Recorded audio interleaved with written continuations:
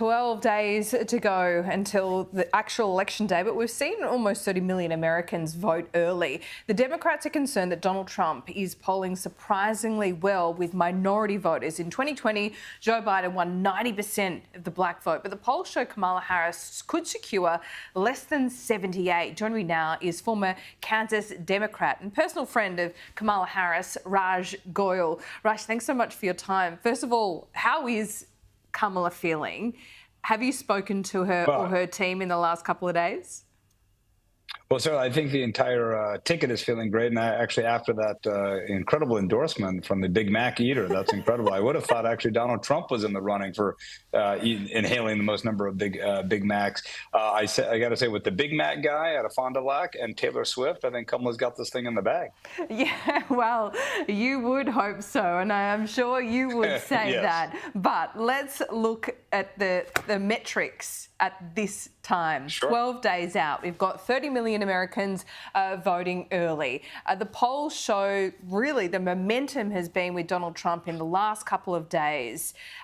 We've seen Barack Obama almost chastise black men in these minority states, saying there's a little bit of sexism in why they're not going to vote for Kamala. What do all these factors tell you? Yeah, they actually don't tell us too much, to be honest, Laura. Right now, it's a truism in American politics and politics all over the world. I've been on the ballot 3 times myself.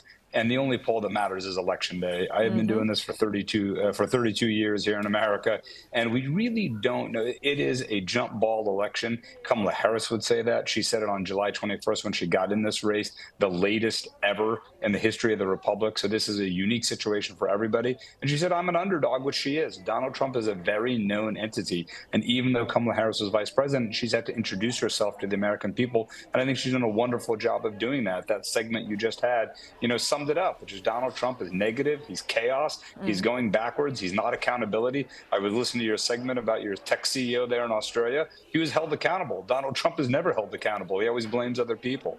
And so as far as these demographic shifts, I really wouldn't worry about it too much, particularly for our side of the aisle. The electorate in America is always changing. There's dynamism in every election. So even though she may be down, I'm not even sure she is, but let's even say that she's down with a certain key demographic, she's overperforming on other demographics, for example, college-educated white voters in certain key battlegrounds. So the truth of the matter is there's really only about 10 people on each side of the campaign that have the back end of the data, who know what's really going on. We have clues by where they're campaigning. Interesting that Donald Trump is coming to, a street away from me, Madison Square Garden in New York City, a week out from the election. Interesting that we're going down to Houston. Very unusual for us to be campaigning this late in Texas. Shows that maybe Colin Aldred and Ted Cruz, there may be a special surprise in for Ted Cruz on election night. So the reality is we're right where we want to be. This election really hasn't changed. Joe Biden was not on a trajectory to win this election. We made a smart change. The party and the country has rallied around Kamala Harris. She's in a position to win it, and now we just need to execute in 12 days. I can just see Donald Trump out of the corner of my eye here. It's at the bottom of your screen. He's pulling some trademark dance moves. I think he's in Wisconsin today, or I don't know. Okay. But maybe he's been in Wisconsin, Pennsylvania, Michigan. You'd expect him to be in all those states. So, Raj, on election night, what will you be watching for? Is there any counties in these swing states that you think will be particularly telling? Yeah, well, I'll tell you what I'm not looking for. I'm not really trying to play any sort of divine math and there's an oracle around the early vote. Again, there's some people on the back end of the campaign. They are tracking that, the field operatives. The average person who's not inside that is just going to be tracking obviously the returns in key counties in those 7 states.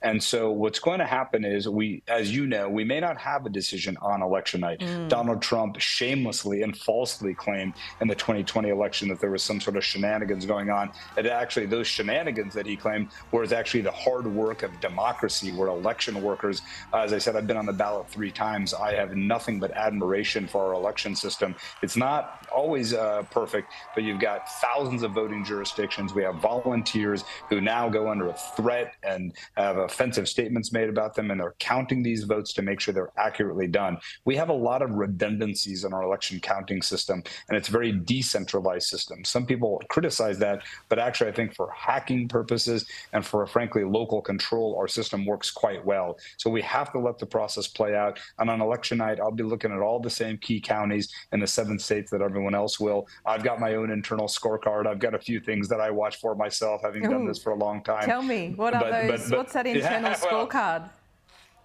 Well, I just look for certain trends in certain counties in states that I have a keen eye on. So, for example, in Georgia, there's a few places that I look to see that one that I know are reporting early, but I actually have to say I'm going to double check in the next 12 days because there's been such a churn in election laws, particularly in Georgia.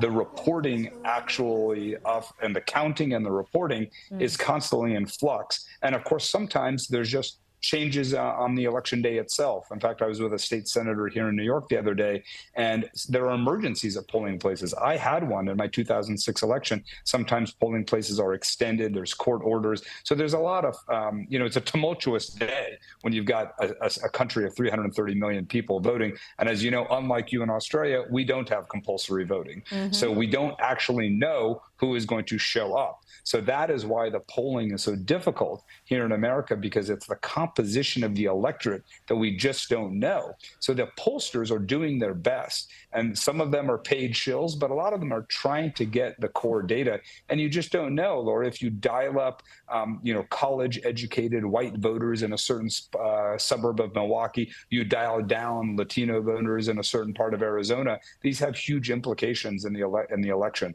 So again, it's not a very satisfying answer, to be honest, which is we got to sit tight. These campaigns are doing their thing. They're making their closing argument. I'm proud of the way Kamala Harris is making her closing argument. We're just going to have to wait and see what happens on election night, but I'm confident that we're going to prevail. Is there something that she's done in the last couple of months that you wish she didn't? Any missteps? No, I don't think there's been any key missteps. I think as somebody, again, as I mentioned earlier, who got into the election quite late, I do think the American people want to hear how Kamala Harris and Donald Trump are going to make their life better for the next 4 years. Bill Clinton famously said, running for office is a job interview. Who are you going to hire to be the CEO of this country to move it forward so that I live a better life? That's the key question. And I think Kamala Harris at the beginning of the campaign, if you could say, was maybe a little bit short on some of those specifics. Of course, she made a lot more sense than Donald Trump. Donald Trump wants to tariff us into another recession. His economic policies are complete and utter nonsense. Yeah. And, here in America, we have a big issue on abortion and reproductive health. Yeah. And Donald Trump has flip-flopped on that issue more than any politician I've seen in the last 30 years. Sure, but Raj, he's pro-choice in New York. This is really about a job interview and, the American public are looking to hire a CEO. Hillary Clinton would have won against Donald Trump. Well, remember that Hillary Clinton got 3.5 more million votes than Donald Trump, and of course that was not the best. That was not the best tactics in terms of where she was campaigning in the final days of that campaign. I think that's conventional wisdom. So Donald Trump eked out an electoral college bare win in 2016, but he got fired by 81 million voters in 2020. So as James Carville wrote in the New York Times today, Donald Trump has been a total electoral loser. He got drubbed by the popular vote in 2016, drubbed in 2020. He's going to lose it again in 12 days. And so now it's really a question of winning in the right places. So I think Kamala Harris has done a tremendous job of laying out a vision for the American people, and she's laid out an economic agenda. And Donald Trump has frankly offered nothing but grievance and going backwards. And for the life of me, I have no idea how he's going to make my life better. I know that he's really mad. I know that he wants to go after his enemies. I know that he thinks he got robbed in 2020. But for what he's going to do for my family and my kids, I have no idea. Kamala Harris, I know what she wants to do. Raj, you make a compelling argument. It's great to talk to you today on AM Agenda. Really appreciate it. I appreciate you having me. Have a great night.